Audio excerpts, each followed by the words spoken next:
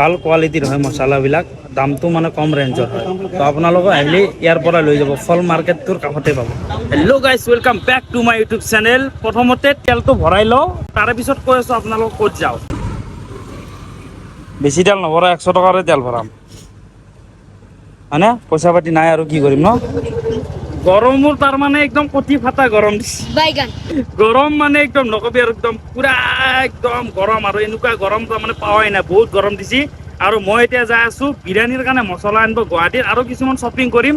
তো আপোনালোককো লৈ যাম, সকলোখিনি দেখুৱাম, আপোনালোকে চাই থাকক গাইছ। ইমান গৰম, এটা ঠাণ্ডা খাব ৰখিছোঁ। আৰু আমি পালোঁ গৌৰীপুৰ তিনিআলি, এই ব্ৰিজসমূহ বনাই আছে, আপোনালোকে চাব পাৰে। ব্ৰিজসমূহ বনাই আছে, তাতে মানে এতিয়া আমি ডাইৰেক্ট গুৱাহাটীত যাম। মামাই কিছু তাৰমানে সুবিধা কৰিছে আৰু দলংখন বনাই, মানে চাংচাৰিৰ পৰা গুৱাহাটীলৈ যোৱাটো একদম মানে সহজ হৈ পৰিছে আৰু। তো গাইছ এতিয়া গৈ থাকোঁ, বাকী ভিডিঅ'টো শেষলৈকে চাই থাকিব। আৰু কিছু দূৰ গ'লে আমি পাই যাম গুৱাহাটীৰ নতুন ব্ৰিজখন, সেইখন পাৰ হৈ আমি পাম ফেঞ্চি বজাৰ। আমি তাতে গৈ এতিয়া শ্বপিং কৰিম, আপোনালোকে চাই থাকক ভিডিঅ'টো গাইছ। পুৰা 60 স্পীডত গৈ আছোঁ, ৰাস্তাটোত গাড়ী চলাই ইমান মজা লাগে নহয়, বঢ়িয়া বনাইছে দেই গাইছ। আমি এতিয়া দলংখন পাম, যিখন দলঙেৰে আমি পাৰ হৈ গুৱাহাটী যাম।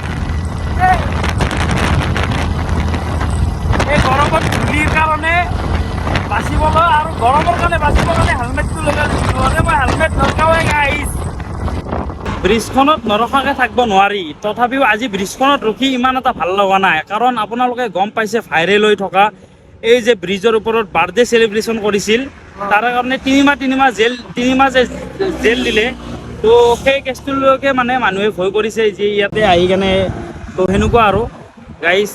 ভাল লগা নাই ব্ৰিজখনত, মানুহ নাথাকিলে ভাল নালাগে, মানুহ আছিলে আগতে ভাল লাগিছিলে পুৰা বহি কেনে, তো এতিয়া ভাল নালাগে। তো গাইছ গৈ আছোঁ, বজাৰখিনি কৰিম, সকলোখিনি দেখুৱাম আপোনালোকক, খালি আপোনালোকে চাই থাকিব গাইছ। গাড়ীটো ধুনীয়াকৈ পাৰ্কিঙত লগাইছোঁ, আৰু ই আৰু মই যাই আছোঁ। তই কি গা ধুবি নেকি এতিয়া যাই কেনে? চুলি কাটি আছি, তাক ক'লো সি তো গা চা নোধোৱাকৈ পলাইছে মোৰ লগত আহিবাক লাগি। মই যেতিয়া আহোঁ গাইছ, এইখন হ'লচেলৰ পৰাই মছলাবোৰ কিনো, বহুত ভাল কোৱালিটিৰ হয় মছলাবিলাক, দামটো মানে কম ৰেঞ্জৰ হয়। তো আপোনালোকে আহিলে ইয়াৰ পৰা লৈ যাব, ফল মাৰ্কেটটোৰ কাষতে পাব। আৰু ধুনীয়াকৈ মছলাবিলাক লৈ লৈছোঁ, বাছ এতিয়া আৰু অলপ বজাৰ কৰিম, যাম আৰু তাৰে পিছত গাইছ। মছলা লৈ ল'লোঁ, টেনশ্যন নাই আৰু।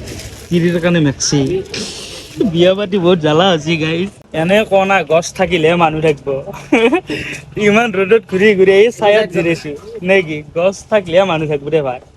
দোকানত মানে চব্জি, ভাজি, দালি, এই চাৰিটা আইটেম ৰাখিবৰ কাৰণে তই ধৰাকেইটা বস্তু লাগে। তো ইয়াৰে ভিতৰত এখন মাৰ্কেট আছে, তাতে যাম এতিয়া, তাৰ পৰা বস্তুটো কিনো। বাকী মছলাটো আৰু ৱাইফৰ কাৰণে নাইটিটো হৈ গ'ল কিনা, বাকী তাতে গৈ আছোঁ, সেইটো কিনিম। আপোনালোকে ভিডিঅ'টো শেষলৈকে চাই থাকিব খালি গাইছ। তো মুখ কান বেয়া লগাৰ কাৰণে বিমল এটা চুবাই লৈছোঁ গাইছ, আৰু বজাৰ গোটেইখিনি কৰা হ'ল।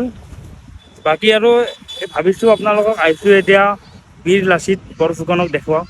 এইটো বীৰ লাচিত বৰফুকন, এইটো মূৰ্তি